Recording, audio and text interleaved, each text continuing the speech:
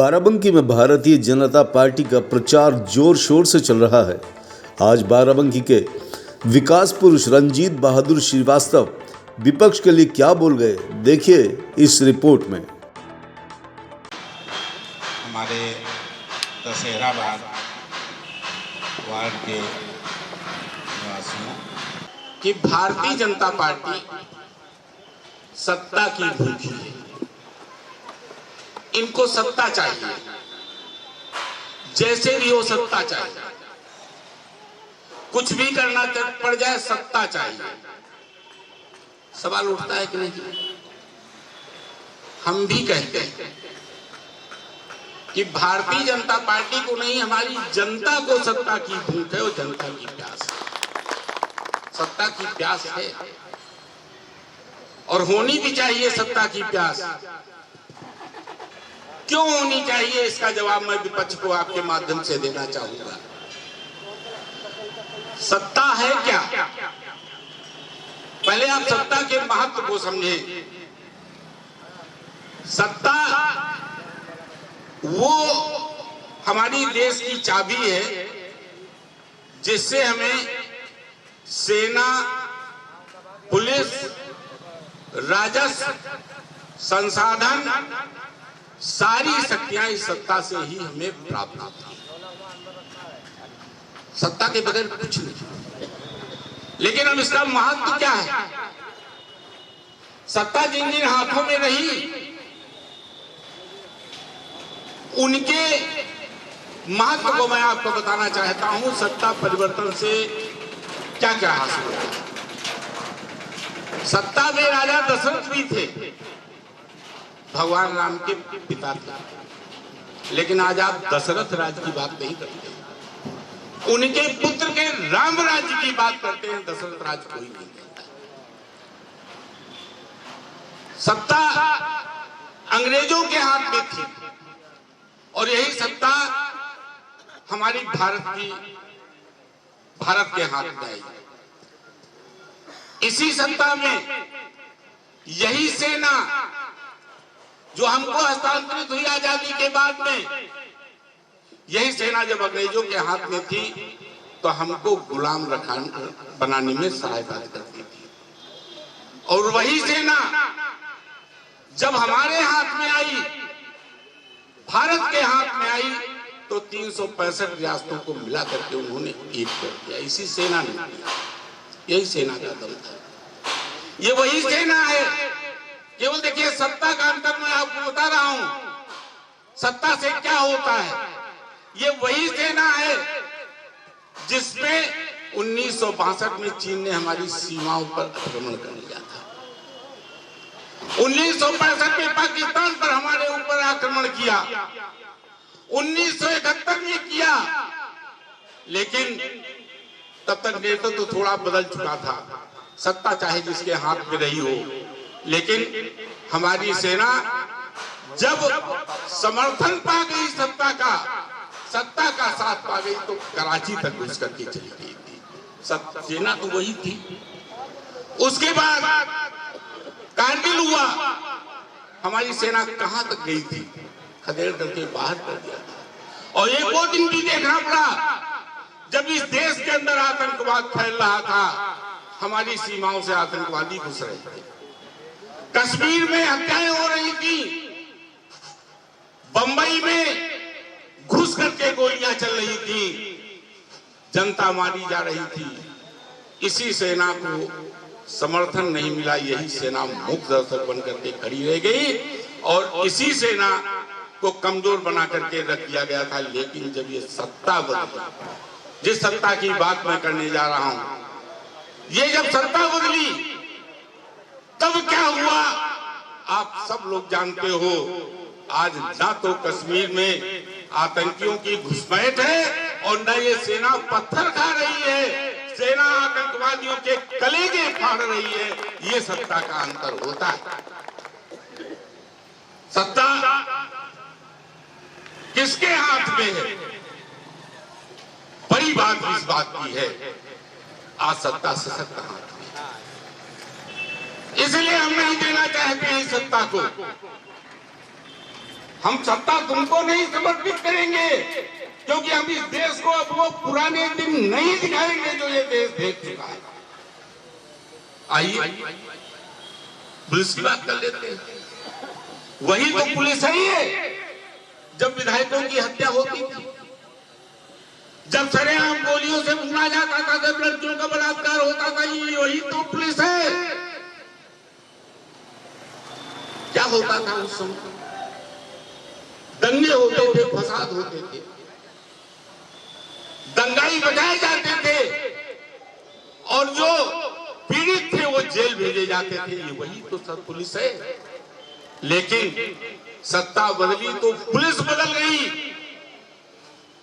आज विधायक की हत्या तो छोड़ो, आम आदमी की हत्या तो छोड़ो, हालांकि कानून व्यवस्था बहुत बड़ा मुद्दा है, मैं नहीं बोलूंगा ज्यादा, लेकिन फिर भी आज माफिया किसी को थप्पड़ नहीं मार सकता है।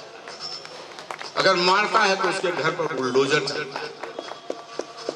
ये सत्ता का परिवर्तन है। इसलिए हमको ये सत्ता चाहिए कि इसी सत्ता के माध्यम से हम कानून व्यवस्था को दुरुस्त करते हैं, माफियाओं पर अंकुश रखते हैं। हमको इसलिए सत्ता चाहिए। हम विपक्षियों को जवाब देना चाहते हैं कि हमको सत्ता क्यों चाहिए।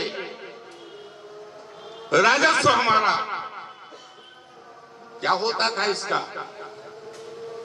अगर खर्चे होते थे तो कोठियां बन रही थी, बंटवारा हो रहा था दलालों के बीच में, इसी पैसे का दुरुपयोग हो रहा था। और अगर जनता के बीच में आता था तो भेदभाव के रूप में आता था। कब्रिस्तान की बाउंड्रियां बन रही थी, मुसलमान बेटियों को उनको राहत दी जा रही थी, भेदभाव किया जाता था। लेकिन यही जब सत्ता बदल गई तो आज यही पैसा किस काम में आ रहा है? हाईवे बन रहे हैं, स्कूल बन रहे हैं, हमारी राशन की व्यवस्था हो रही है गरीबों के लिए, किसान सम्मान निधि मिल रही है। सत्ता की ही तो बात है। इसलिए सत्ता हमको ये चाहिए और इसलिए इस जनता को सत्ता चाहिए। मोदी जी को प्रधानमंत्री बनने की इच्छा नहीं थी। याद कीजिए 14 के पहले का समय जब आपने मांग की थी कि हमको मोदी चाहिए, अगर मोदी को नहीं दोगे तो भाजपा नहीं आएगी। और मोदी आए तो मोदी ने अपने को सिद्ध कर दिया कि आपकी मांग गलत नहीं थी। अगर हम आए हैं तो आपकी आकांक्षाओं को हम पूरा करेंगे। आज आप सब जानते हैं हमारा धर्म सुरक्षित हुआ है, यही कानून व्यवस्था। राम मंदिर का मुकदमा 30 साल तक लटका पड़ा रहा, न्याय नहीं मिल रहा था अदालतों से। ये सारे वकील लोग बैठे हैं, 20 साल मुकदमा, 25 साल मुकदमा, बलात्कार का मुकदमा, पता चला बलात्कारी मर गया तब फैसला हो रहा है, नहीं फैसले होते थे। इसी सत्ता में राम मंदिर का फैसला होता है, कितने दिन के अंदर होता है।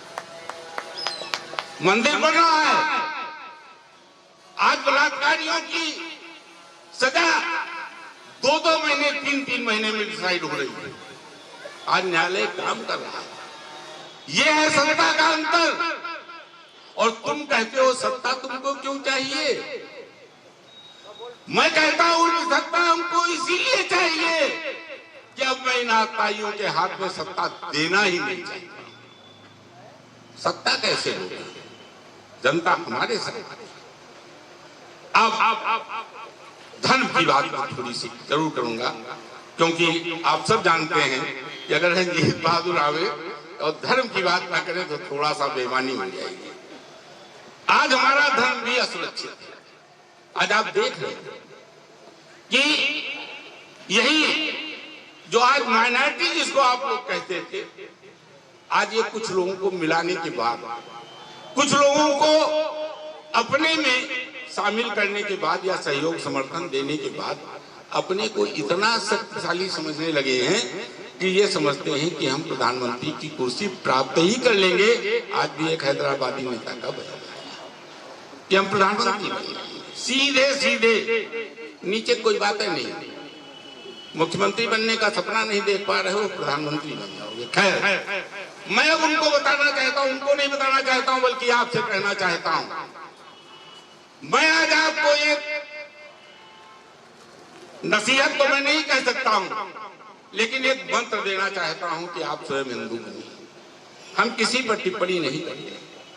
हम जो कुछ करते हैं पहले अपने लिए करते हैं। जब हम पहले हिंदू बनेंगे तब हम हिंदुत्व की बात करेंगे। कैसे हिंदू बनेंगे हम आपको बताते हैं। हिंदू बनने के लिए आपको महाराणा प्रताप को याद करना पड़ेगा। आज ये धर्म युद्ध है। मैं अक्सर कहा करता हूं इस बात को कि आप याद करिए महाभारत की। मैं आपको पीछे ले चलना चाहता हूं। महाभारत की याद करिए। महाभारत हुआ था तो किन कारणों से हुआ था बताने की जरूरत नहीं, आप सब हिंदू धर्म के लोग बैठे हैं। महाभारत इसलिए हुआ था कि अधर्म की सत्ता थी, धर्म को किनारे कर दिया गया था, एक स्त्री का अपमान किया गया था, उसका भी बदला होना था। आज परिस्थितियां थोड़ी बदली हुई हैं। आज धर्म की सत्ता है, अधर्मी सत्ता से हमको अलग करना चाहते हैं। लेकिन अगर उस समय द्रौपदी का अपमान था तो आज भारत माता का अपमान है। डायन करने वाले लोग आज भी जेल में भले हैं लेकिन जिंदा। ये इसलिए धर्म युद्ध हो गया। और इस धर्म युद्ध के लिए आपको प्रत्येक व्यक्ति को श्रीमद् भगवद गीता के अनुसार 31वें 32वें 33वें 34वें श्लोक में आता है कि हे अर्जुन, अगर ये इस युद्ध से तुम विरत हो जाओगे तो तुमको भविष्य का पुरुष कहेगा। और ये जो अपील तुम्हारे ऊपर जाएगी ये युग युगांतर तुम्हारा पीछा नहीं छोड़ेगी। इसलिए तुम्हें शस्त्र उठाना ही पड़ेगा, तुम्हें गांडी उठाना ही पड़ेगा, तुम युद्ध करो। आज बहादुर इस बात का आह्वान करते हैं कि आज इस धर्म युद्ध के अंदर तुम अर्जुन बन करके शस्त्र उठाओ। हालांकि शस्त्र की जरूरत नहीं है, समर्थन की जरूरत है। आज अर्जुन बन करके खड़े हो जाओ। अगर इस युद्ध में तुम आगे बढ़ करके नहीं लड़ोगे तो निश्चित तौर पर आगे आने वाला भविष्य तुमको कभी माफ नहीं करेगा। आवश्यकता है इस बात। और मैं दूसरी बात कहना चाहता हूं, हिंदू बनने की बात, तो हिंदू कैसा होना चाहिए। मैं महाराणा प्रताप का उदाहरण देना चाहता हूं। मान सिंह महाराणा प्रताप के भाई थे, सगे भाई। लेकिन एक परिस्थिति अब बदल गई थी। क्या बदली थी? उनकी बहन जोधा बाई अकबर को ब्याही गई। आज भी जोधा बाई हैं, मैं नाम नहीं लेना चाहता हूं। लोग जोधा बाई अकबर को ब्याह चुके। खैर चलिए, इससे भी मुक्ति मिलेगी, उनको भी नसीहत मिलेगी। लेकिन मैं जो बताना चाहता हूं, ये बताना चाहता हूं, एक प्रसंग आता है कि मान सिंह राणा प्रताप के घर पर आते हैं, स्वागत सत्कार करते हैं, भाई थे, उनको भोजन पर आमंत्रित करते हैं। लेकिन भोजन पर साथ में नहीं बैठते हैं और मान सिंह अपना अपमान समझते हैं। समझना भी चाहिए। उन्होंने कहा कि राणा जो नहीं भोजन पर आए हैं। तो राणा ने पहले बहानेबाजी की और जब ज्यादा नहीं माने तो उन्होंने कहा, जो कहा वो मैं रामाधारी सिंह दिनकर के शब्दों में कहूंगा कि जब मान शंका किसी विधि बिना दूरी कृत हुई, कहला दिया है दुर्घटना से भगन संबंधित हुई, संशय नहीं तब असंधि तूने किया होगा वहां, फिर वीर बापा वंशधर के संग भोजन होगा। ये हिंदू। अगर अकबर के यहाँ भोजन मान सिंह ने किया है तो महाराणा प्रताप कैसे उसके साथ भोजन कर लेते। आज आपको इस तरह का हिंदू बनना पड़ेगा, आपको परहेज करनी पड़ेगी, तब आप हिंदू होंगे। और तब आप हिंदुत्व की बात करिएगा तो बहुत अच्छी लगेगी। हिंदुत्व की बात तब आप बताएंगे। इसके बाद अब मान सिंह के लिए राणा प्रताप की, देखिए एक बड़ी बारीक बात आपको बता दूंगा, रामाधारी सिंह दिनकर ने कही है। हल्दी घाटी में युद्ध हो रहा था। राणा प्रताप को किसे ढूंढना चाहिए था, किसका वध करना चाहिए था? अकबर का। दुश्मन तो अकबर था ना, मानसिंह तो बड़ा दुश्मन नहीं हो सकता था। लेकिन महाराणा प्रताप किसको ढूंढ रहे थे? मेवाड़ केसरी देख रहा केवल रणकर तमाशा था, वो दौड़ दौड़ करता था, वो मान सिंह को ढूंढ रहे थे। और आज भी इस देश के अंदर अगर मान सिंह खत्म कर दिए जाए, जो राहुल के रूप में घूम रहे हैं, जो अखिलेश के रूप में घूम रहे हैं, जो मायावती के रूप में घूम रहे हैं, अगर ये मान सिंह खत्म कर दिए जाए तो मैं समझता हूं कि अकबर अपने स्वतः नष्ट हो जाएगा। अकबर को मारने की जरूरत नहीं है। अकबर तो नष्ट होने वाली चीज है, ये नष्ट होगा। लेकिन मान सिंह को ढूंढना पड़ेगा। तो आज इस चुनाव में आप किसको ढूंढेंगे? इन मान सिंह को ढूंढ लीजिए। और अगर मान सिंह को आपने नष्ट कर दिया तो फिर अकबर नहीं जीवित बचेंगे। ये जो हिजाब और नकाब पहन करके कह रहे हैं ना कि स्कूल में जाएंगे और बुर्का पहन करके हम वोट डालने जाएंगे, न इनका बुर्का होगा न दाढ़ी होगी, खिलवा के बाहर कर दी जाएगी और बुर्के फूंक लिए। ये कुछ नहीं बचेगा, कुछ नहीं बचेगा।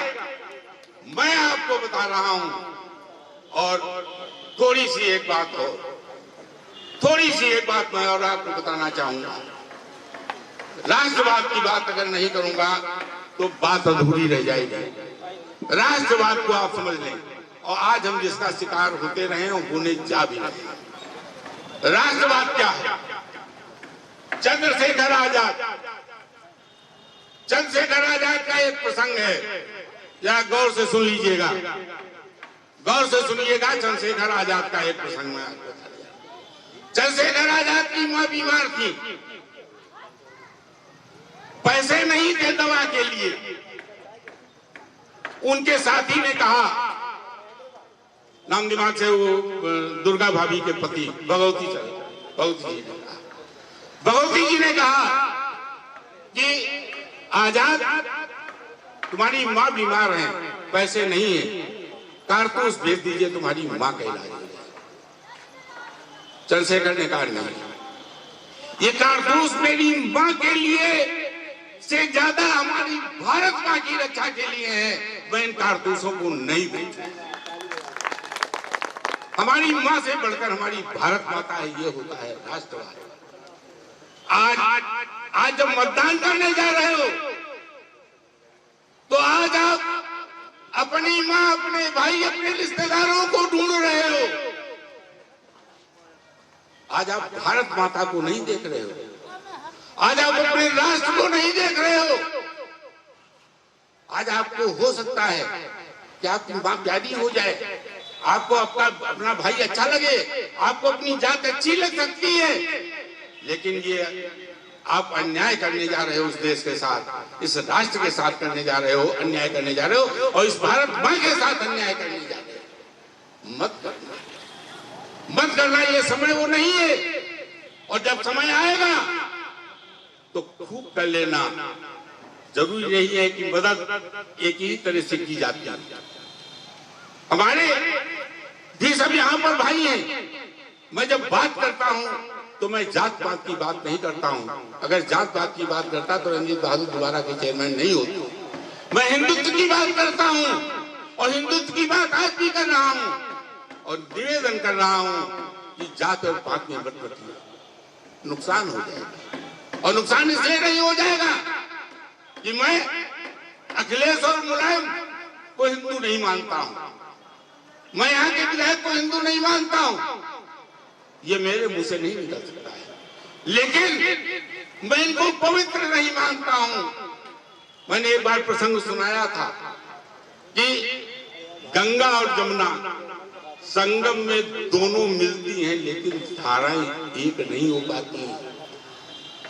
गंगा में यमुना समाहित नहीं होती। आपने देखा होगा दोनों धाराएं अलग अलग हैं। क्यों हैं?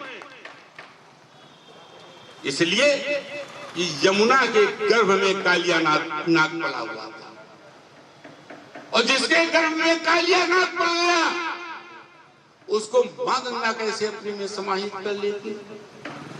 नहीं किया तो आप कैसे कर लोगे?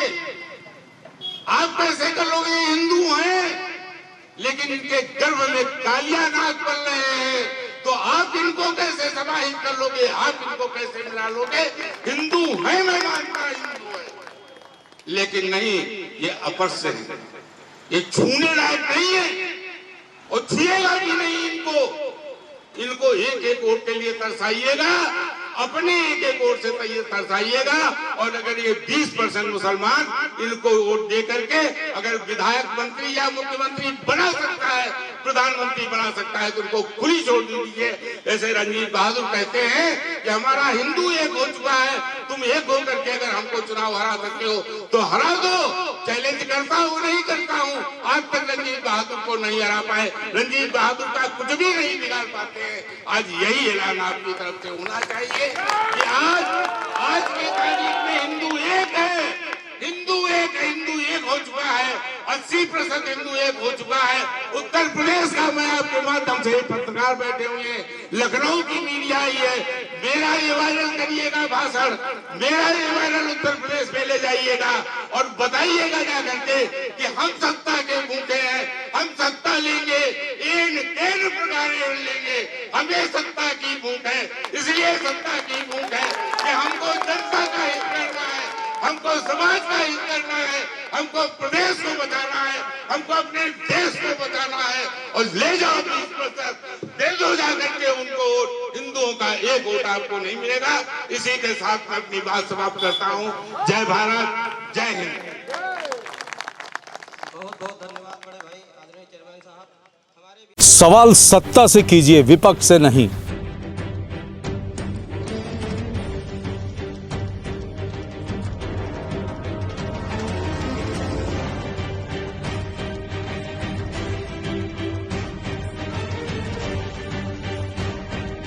विपक्ष से सवाल करने वाले तो बहुत हैं, लेकिन सत्ता से सवाल करते हैं सिर्फ हम। इसलिए एम न्यूज़ के साथ जुड़िए और कीजिए सत्ता से सवाल।